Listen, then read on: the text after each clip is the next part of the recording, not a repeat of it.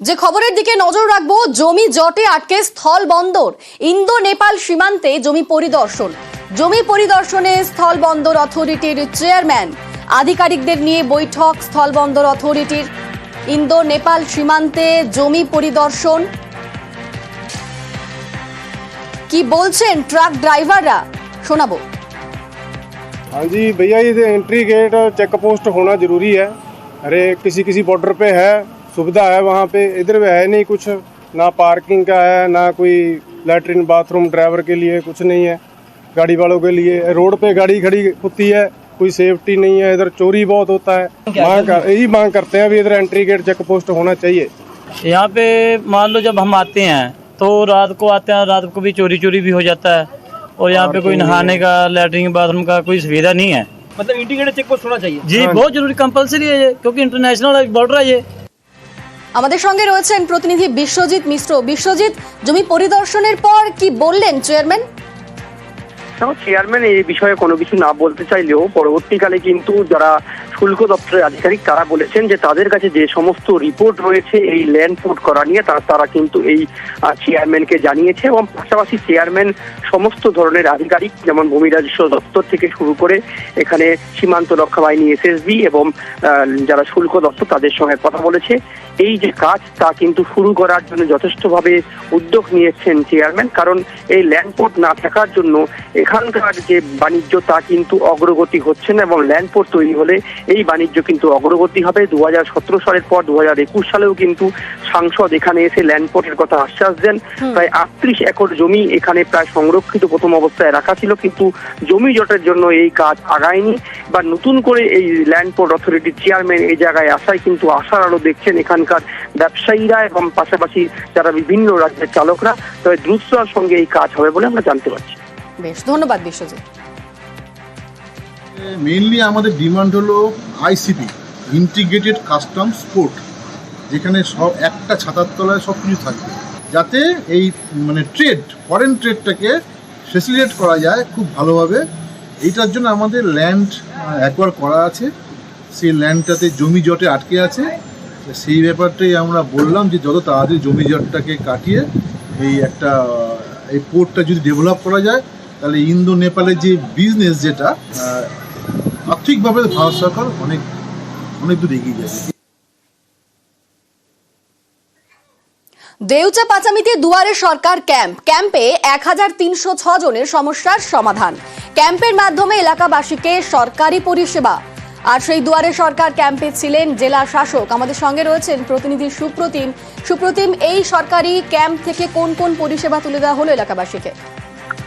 দেখো, বীরভূমের দেউচা পাচামি যে কোল ব্লক এলাকা, সেখানে বিশেষ দুয়ারে সরকার শিবির হয় এবং সেখান থেকেই 1306 জনের সমস্যার সমাধান হলো। এবং এই যে 1306 জন, তাদের হাতে বিভিন্ন ধরনের সরকারি পরিষেবা তুলে দেওয়া হলো। এবং এই শিবির থেকে সংশোধিত আধার কার্ড, রেশন কার্ড, জাতিগত শংসাপত্র, জন্ম সার্টিফিকেট, মৃত্যু সার্টিফিকেট, বিধবা ভাতা, লক্ষ্মী ভান্ডার, স্বাস্থ্য অধিকার, কৃষি লোন, স্বনির্ভর দলের লোন সহ একাধিক পরিষেবা এই 1306 জনের হাতে তুলে দেওয়া হয়। তবে দীর্ঘদিন ধরে কিন্তু এই সমস্যার জন্য তারা এইগুলো পরিষেবাগুলো পাচ্ছিলেন না, এবং একটা শিবিরে হঠাৎ করে 1306 জনের হাতে এই যে পরিষেবা তুলে দিয়ে হলো, এটাকে কিন্তু কোল ব্লক এলাকার যে আদিবাসী বা স্থানীয় বাসিন্দা তারা কিন্তু যথেষ্ট। বেশ, ধন্যবাদ সুপ্রতিম। দুয়ারে সরকারে যে বিষয়গুলি নিয়ে করেন কেউ পৌঁছতে পারেন না। আমরা সারা জেলায় এটা করছি। এখানে আপনাদের কাস্ট সার্টিফিকেট অর্থাৎ এসটি সার্টিফিকেট দেওয়া হয়েছে, এখানে রেশন কার্ড দেওয়া হয়েছে, স্বাস্থ্যসাথী কার্ড দেওয়া হয়েছে, এখানে বার্থ সার্টিফিকেট দেওয়া হয়েছে, ডেথ সার্টিফিকেট দেওয়া হয়েছে। আমাদের নতুন আধার কার্ড দিয়েছি, কোথাও সংশোধিত আধার কার্ড দিয়েছি, আমরা কৃষক বন্ধু দিলাম, লক্ষ্মীর ভান্ডার, উইডো পেনশন, এই পরিষেবাগুলো খুব অল্প সময়ের মধ্যে তারা দিলেন। ঝাড়গ্রামের জিতুশোল, এখানকার 138টি পরিবারের দাবি, জমির পাট্টা পাওয়ার পরে 10 বছর কেটে গিয়েছে, কিন্তু আজও তারা জমি পায়নি।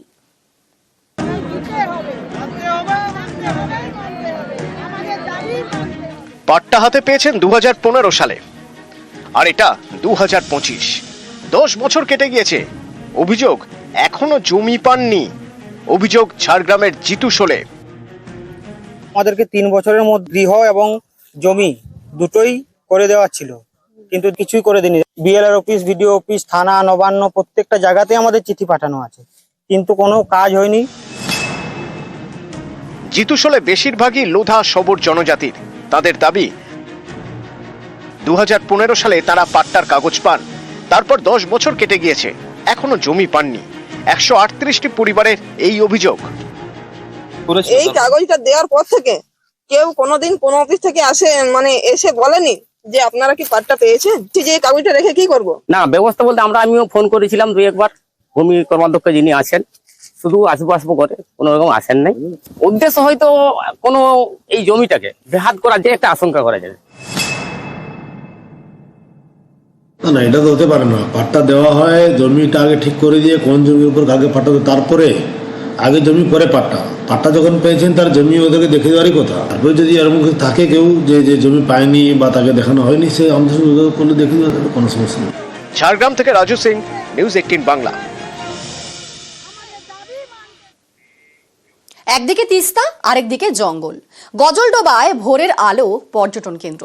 এখানেই প্রায় 10 বছর পর শুরু রাস্তা সারাই। উদ্যোগী গজলডোবায় উন্নয়ন পর্ষদ। 13 কিলোমিটার রাস্তা মেরামতিতে বরাদ্দ 15 কোটি টাকা।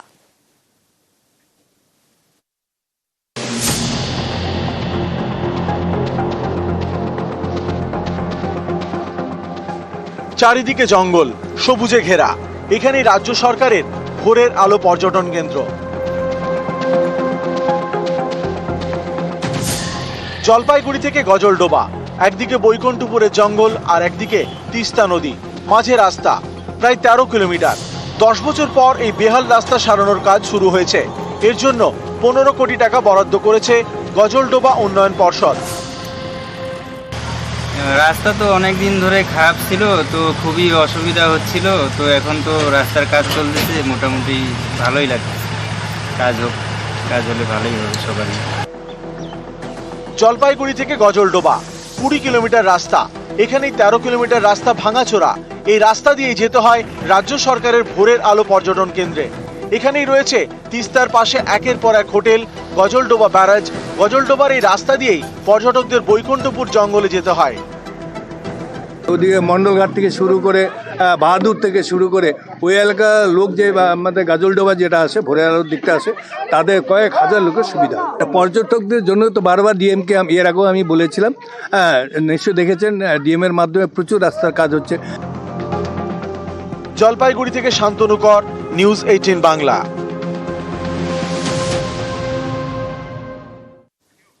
কোচবিহারের শীতলকুচিতে নতুন 3টি ব্রিজ তৈরি করছে উত্তরবঙ্গ উন্নয়ন দফতর। 3টি ব্রিজের জন্য বরাদ্দ প্রায় 5 কোটি টাকা।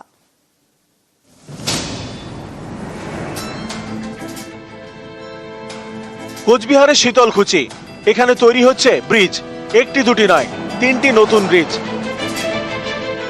3টি এলাকায় 3টি ব্রিজ। একটি ব্রিজ তৈরি করা হচ্ছে শীতলকুচির ফক্করের হাটে। বাঁশের সাঁকোর জায়গায় কংক্রিটের ব্রিজ, যা জুড়বে ফক্করের হাট এবং ছোট শালবাড়িকে। এর জন্য বরাদ্দ করা হয়েছে 1,98 লক্ষ টাকা। এখানে তো 15-20 হাজার। আমাদের ছোট শালবাড়ি অঞ্চল ডিপেন্ডেড এই সেতু। এই সেতুটা হওয়াতে শালবাড়ি অঞ্চলের আমাদের পুরা লোক এই দিকেই বেশিরভাগ যাতায়াত করে। মধ্য শীতলকুচি এবং গোসাইরহাটের মাঝে তৈরি হচ্ছে আরেকটি কংক্রিটের ব্রিজ। ন্যালের বাড়ি এলাকায় বাঁশের সাঁকো ভেঙে এই ব্রিজ তৈরি করা হচ্ছে। খরচ 1,25 লক্ষ টাকা। দীর্ঘদিন থেকে আমাদের এই এলাকার মানুষ এই ব্রিজটি চাইছিল, সেটা হয়তো এবারে আমাদের সেই স্বপ্নটা পূরণ হয়েছে। ঠিক আছে, আমরা খুব খুশি। খুব যাতায়াতের সমস্যা ছিল। এর আগে বাঁশের হাঙড়াতে লোকজন ক্ষয়ক্ষতি হয়েছিল। রথের ডাঙ্গায় 3-4 মাস আগে পাকা ব্রিজ ভেঙে যায়। এখানে 98 লক্ষ টাকা খরচ করে নতুন ব্রিজ তৈরি হচ্ছে। 3-4 মাস আগে ভেঙে গেছিল রথের ডাঙ্গা, কিছুদিনের মধ্যে সেটাও স্যাংশন করে 98 লক্ষ টাকা, এবং তার নিচের কাজ প্রায় শেষ। আর ইতিমধ্যে ফক্করের হাটে সেই ব্রিজটার অনুমোদন দিয়ে দেয়। প্রায় 1,98 লক্ষ টাকা ব্যয়ে সেই ব্রিজের কাজের শুভ সূচনা হয়ে গেছে, সেখানে কাজ চলছে। কোচবিহার থেকে রাজেশ দাস, নিউজ 18 বাংলা।